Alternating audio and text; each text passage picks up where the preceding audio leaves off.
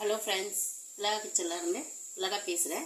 இன்னைக்கு காலிஃப்ளவர் முட்டை வச்சு தொக்கு பண்ண போகிறோம். கடாயில் எண்ணெய் ஊற்றி கொஞ்சம் பட்டை, ஒரு அரை டீஸ்பூன் சோம்பு போட்டு பெரிய வெங்காயம் ஒரு 2 போட்டு வச்சுருக்கேன். இது வதங்கட்டும். காலிஃப்ளவர் சுட தண்ணியில் போட்டு உப்பு போட்டு வாஷ் பண்ணி வச்சுட்டேன். இதில் கொஞ்சம் இஞ்சி பூண்டு பேஸ்ட்டு ஒரு டீஸ்பூன் போட்டுக்கலாம். கொஞ்சம் 3 தக்காளி வச்சுருக்கேன். ஒரு வெங்காயம், பெரிய வெங்காயம் 1 வச்சுருக்கேன். ஒரு பச்சை மிளகாய், கொஞ்சம் சோம்பு போட்டு மிக்சியில் அரைச்சி எடுத்துகிட்டு வந்துடலாம். வெங்காயம், தக்காளி, கொஞ்சம் சோம்பு, பச்சை மிளகாய் அரைச்சி எடுத்துகிட்டு வந்துடலாம்.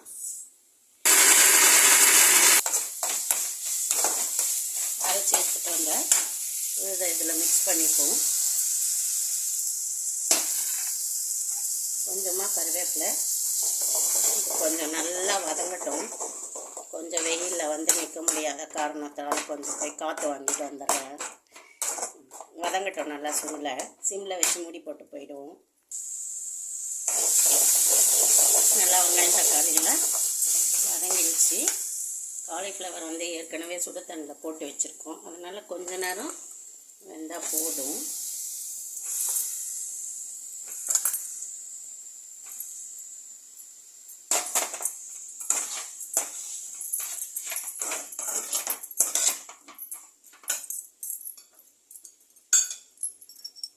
மஞ்சத்தூள் 1/4 டீஸ்பூன் போட்டுக்கோங்க.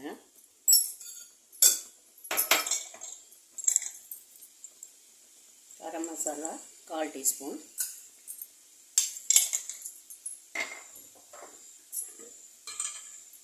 மிளகாய்த்தூள் அவங்கவுங்க காரத்துக்கு ஏற்ற மாதிரி போட்டுக்கலாம். நான் எங்கள் மிளகாய்த்தூள் காரம் கடை கம்மியாக தான் இருக்குது. 4 டீஸ்பூன் போட்டுக்கிறேன். பச்சை மிளகாய் வேறு 1 போட்டு அரைச்சிருக்கோம். ஒரு நிமிஷம் அப்படியே கொஞ்சம் பரட்டி கொடுத்துட்டுருக்கலாம்.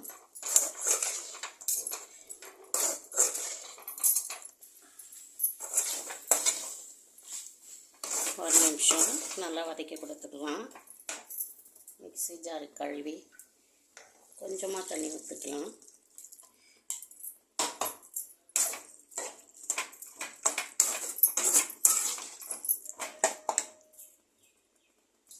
நிறைய தண்ணி வேண்டாம், கொஞ்சம் மேலே மிதக்கிற அளவு இருந்தால் போதும்.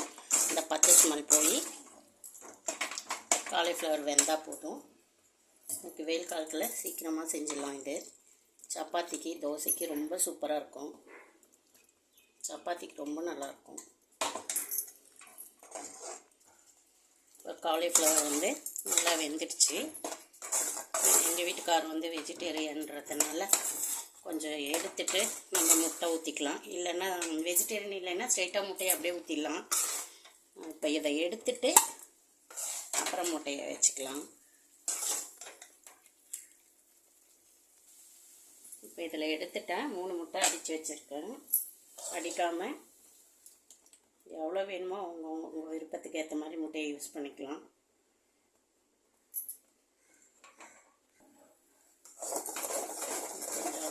மிக்ஸ் பண்ணிக்கோங்க.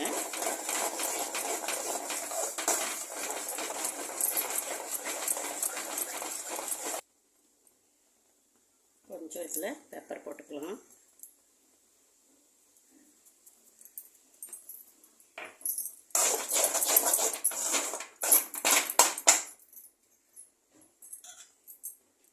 எவ்வளோ வேணுமோ அவ்வளோ போட்டு மிக்ஸ் பண்ணிக்கிறேன்.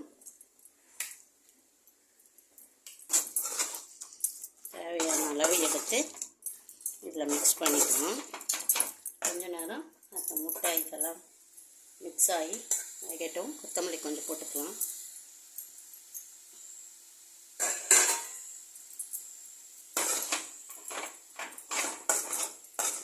ஒரு 2 நிமிஷம் அந்த முட்டை, காலிஃப்ளவர் எல்லாம் மசாலாலாம் உள்ளே ஒன்றா இறங்கட்டும். வெயிட் பண்ணலாம்.